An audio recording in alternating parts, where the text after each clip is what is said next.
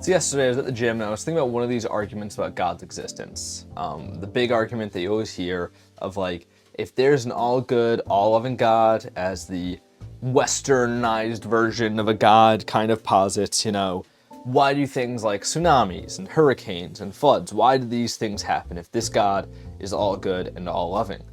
And there's a ton of rebuttals to this. I always think this conversation's interesting because it's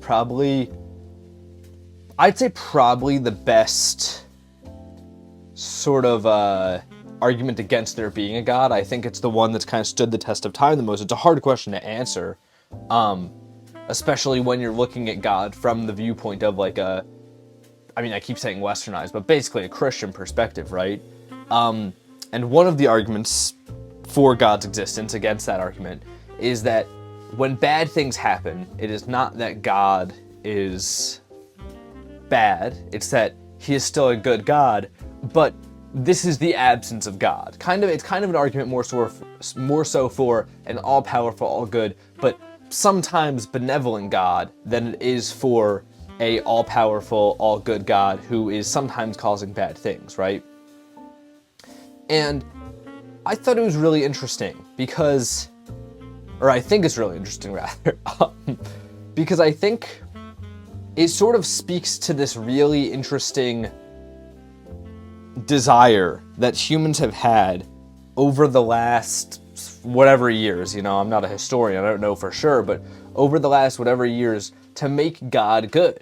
Like, it's like the idea of divinity is so much easier if you just say sometimes God does a bad thing, or say that sometimes God does bad things for further good things, There is this huge desire all the time to make it good, right? And it reminded me of a lot of conversations I've had with friends about art because, me and a lot of the people I talk to about art frequently have a very, what I refer to as sort of like this postmodern viewpoint on art, that all art is good, that criticism is a really hard thing to levy against art for various reasons, and that all art is sort of just this very subjective thing. There's no way to objectively look at art. But one of the tough things when it comes to having that perspective that I do have, and something that honestly I grapple with quite often, is that I can say all art is subjective, and I personally just like things more when they're speaking to me, I guess. I think that's the kind of the thing I would say there. But how do you make sense of just bad art? Like, there is art out there that is just not good, For an example, like AI is a huge example of this. People love saying AI art is not art, even though technically it does fall under the category, right? So I think a lot of people from there go, okay, it's just bad art. There are worse forms of art. I think content's another great example of this. Content is technically art. People don't really want it to be art, so they say it's just bad art. But how does that work? You know what I mean? And sort of, I guess, the thought I had after looking at this whole argument of a God is that similar to how we always want God to be a good force, right? We always want God to be either all good or really, really good, but sometimes a little benevolent, is that we do the same thing with art. You know what I mean? We don't want to call something art when it's bad. People don't like calling AI art because, that was a tongue twister, because they want to say that all art is good. Art is a positive thing. But the truth is that sometimes it's not. You know what I mean? There are some pieces of art that are just bad, have caused bad things, this is an unfortunate reality as much as I do have this perspective. And I think, for me, on a personal level, having this perspective towards art, it's really easy to look at good art and go, this is good because it happens to speak to me. But it's really hard to categorize bad art because you can't just go, oh, bad art is just art that doesn't speak to me, because that would mean there's only two categories of art. Art that is good speaks to you, art that is bad doesn't speak to you. It's kind of hard to form a really cohesive way to look at art and evaluate it, which is why the perspective I have on art is that it shouldn't be evaluated, because I think it's impossible, right? How do you pair that worldview that I hold about art with the existence of art that is, for one reason or another, considered by a broad amount of people to be lesser than. And sort of looking at this idea with God, right? We, in the Western mythos and the Christian idea of a God, say that God created us, right? I think that this isn't an uncommon perspective to have, that the closest humans ever get to God is making art. Like, you'll hear that often, like art is divine, creation's divine. Because it is. Like, it's crazy that we have the ability to make art. That is pretty big, you know what I mean? Like, there's a lot of things that hold humans down, and I do understand why people are like, making stuff is the closest humans get to being something greater than themselves. I am somebody who does hold the belief that, like, the fact that humans have and hold the ability to make something larger than themselves is not inconsequential. I think that that's something that says a lot. I'm not smart enough to say what exactly it says, but I think it does say something. So I think for a second it could be an interesting exercise to look at the idea of bad events happening is this idea of God's absence, right? You can't say that bad art happening is the absence of humans intervening, because that's contradictory inherently. Humans have to make art, right? Even when it comes to something like AI art, the art in that scenario would more so be the prompt. You know, the idea of writing prompts for AI technically does involve some form of human creation. As much as I hate to give it that credit, it unfortunately 100% is a new medium of art. Again, I hate to give it that credit, and I'll probably never go all the way in giving it that credit, but it's unfortunately something that I think is true, right? So, making that comparison is interesting. The idea of comparing the way God looks at the world in this sort of a theological argument to the way humans create art. Because God, we want to be all good. Humans, we never say humans are all good, though. We say art is all good, right? And I think that's interesting because if we are to look at the world as God's art, we know the world's not all good, right? So I think it's almost like this idea of, how do you say that art has bad things going on and God is a good thing that does cause bad things through its benevolence?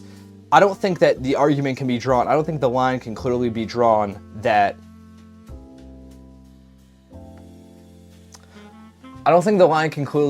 you could say that, like, human to God is the same as God's creation of man and earth and human creation of art. I think it's an interesting comparison. I think that's one that people have made over a long period of time.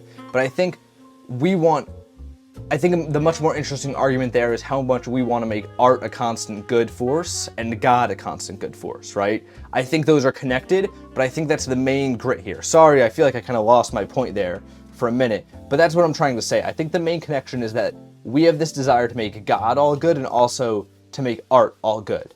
So if we're saying that bad things happening does not make God bad, but it means that he is absent. Bad art happening would mean that there is an absence of something in there, right? And I think what I'm getting to here is that the argument that bad art is unintentional art could be very compatible with this idea of bad things occurring is the absence of God's intervention. So it's really hard to look at art and determine what is good art and what is bad art, because there's so many ways you can go with that. That's just such a broad thing, right? But when we're looking at a whole wide array of good art, right? A huge array of it, we can't really find similarities. You know what I mean? Like, good art stretches as far as very realistic paintings like the Mona Lisa. And it also goes all the way over to paintings like Picasso's, which are cubist and abstract. And then you could even bring it into Pollock, because I think Pollock makes great art. But that's so far from everything else. It's really hard to look at all these things and go, what's the commonality in good art? Similar, actually, to the way that it's hard to find the commonality in good events happening in your life, if you want to look at it that way. I think that's also interesting. But if we're going to say that bad events happening are the absence of God's intent, right? And we view ourselves as sort of the creator when we're making art. Not view, we are, right? Just as God is the creator when he's looking at earth, we are all the creator when we make art, right? That's why people say it's this divine thing. You could say that the absence of goodness in art comes from a lack of the creator's intent. That is why people who are not technically skilled can make great art when they put enough time into it. Because if they take time to perfectly polish things with all their intent and go into every little detail, they can still make something good through intent. I think it's also an argument for technical skill at the same time too. Because if what makes good art is having end-to-end control, right? Being in control of every single aspect of your art, then it would only come with that you need more skill to be in control. Like, for an example, I'm not great with this paintbrush, right? That it gives me an inherent disadvantage against somebody else when it comes to making good art, because I have less control over what comes out on this canvas. That's sort of that lesson I've learned over the years, is that like ideas don't matter, because anybody can have a good idea. It takes somebody to execute on it. And maybe the difference in execution comes from how much control you can exercise over your own idea as it goes from your mind out into the world. And maybe, extrapolating further from this, that's why we say AI art is so bad, because you only have control over the idea, and you have zero control over how that idea inputs outside of a prompt. Inherently, you have far less control. Same thing with content. When you make content for the internet, you have to inherently kind of neuter your ideas a little bit to get them out there so a large audience views it. That's why people say the medium is inherently bad, because it limits the artist's control. Now, I hope that stuck with somebody. Like, I hope you guys kind of followed my train of thought there. Let me know if you didn't, and I'll like actually try and write this out and do it in a better Paint and Talk. This is the first time I've done something where I'm like coming with an argument that's like half formed and a tiny bit more complicated. So I'm sorry if you didn't follow that. I probably did a bad job explaining it, to be honest. But with all that being said, I was thinking about that because I was thinking about these paintings. If you've been following Paint Talk for, a week or so now, you've seen these paintings, the juxtaposition series, where I do very clean, bold colors, followed by a really messy part of it that is ugly, and I'm trying to juxtapose it, right? I thought about that idea because of these paintings, because I haven't been liking how they come out, and I'm trying to reason, why are these bad, outside of the fact that I'm just not good at executing on this. And that is like, at least, you can't discount that. That's at least 30%, or not 30, maybe like 50% of why these are bad, right? I am just not a technically skilled person in a lot of aspects. But I wasn't satisfied with that. I was like, I want to think more about this. I want to think more about why I think these are bad, because maybe you can tell me something about bad art. That's why I thought of this at the gym yesterday, right? I want to caveat this whole Paint and Talk that I've just done with saying I don't believe anything that I just said. As much as I think that's an interesting train of thought, and if you're trying to draw a parallel between humans creating art and the idea of God creating Earth and bad things happening, I think it's an interesting argument. Unfortunately, though, for the argument, I don't believe that there is an all-good, all-powerful God. I think he's either probably all-good or all-powerful, not both, right? Me personally, that's what I theologically believe. So if you believe something else, maybe the argument has a little bit more ground for you. Since I don't believe that, I don't think it works. I also don't think it works for other reasons, like the fact that so many people are on record saying that they unintentionally made good art. How many artists have come out over the years and went, that was an accident. I didn't mean to make that good. Are we gonna say that those people are unknowingly in control end to end? No, that doesn't make sense, right? So I don't think that argument works. However, I do think it tells me something about why I think these paintings are bad. First of all, because I don't have end-to-end control of this. I cannot execute this part of the painting nearly as well as I can this part, because this takes actual skill, this just takes my little doodling skills, right? I also think these paintings lack substance, right? The painting's done, so I'm going to finish talking about this painting, as it is the last one in the juxtaposition series. I think these paintings lack half of what they need. I think it's an interesting idea to paint something really stark on one side and then really in a different style on the other side, as if it's being kept in a square. I think it's an interesting idea, but I think it's an idea that doesn't say anything, right? In a way, I think that I'm only, if we're using this argument that I've laid out here of like, bad art is the lack of the creator's input on a piece. I think these are bad because I have not put any actual input into the substance of the work.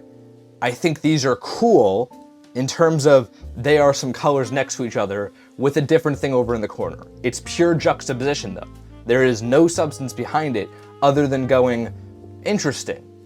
And I don't think it can ever be interesting because it has no story. It's just colors followed by another color. These can only ever make somebody go, but they can't actually make them think. Does that make sense? The limitation of this is the same as the limitation of a color palette. I'm creating a sentence with no words, right? All I have then left is cadence and tone. This is also in inverse to the last series I did, where I did the Centro Red Brutalist architecture. I think personally, again, this is my own personal opinion of my own work. You guys are more than entitled to think whatever you think about it. That's the whole thing about art. I think personally those paintings are good because I do think they say something. You know, I think as much as the red and the messiness of them adds to the visceral nature of what I find in those paintings, I think overall they're actually making a statement. You know, it's about the way that our institutions have decayed over the years to make minimalism as a architectural feat way easier to accomplish, and everything's turning minimalist, and one day we're just gonna have full shapes with no grooves, no character, nothing but just shapes. And I think the redness makes it seem a little bit more visceral, and I think that it has some sort of commentary about the world around us. And I think that's why I like those paintings, on a personal level. If you don't like them, again, different things for different people. But I think that's also why I don't like these paintings, because what is it telling you besides the fact that messiness and cleanness exist? The fact that they're really not that different, maybe? And then in that way, all you get is a bunch of muddy colors. So, to conclude, this is the last of the juxtaposition series. Go check it out over on the Instagram.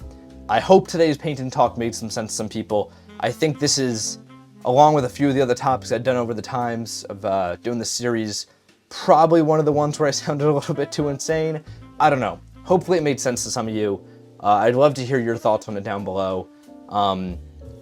If it didn't make sense, let me know that too, because not tomorrow, but in a week, 2 weeks, I'll come back and I'll try it again, actually with the thoughts written out, or maybe when I have another bad painting to show you all. So go check this out over on Instagram, and until next time, guys, gals, and pals, my name is Max Dice. This is Paint and Talk episode 124. I'm here every morning, painting and talking with you all.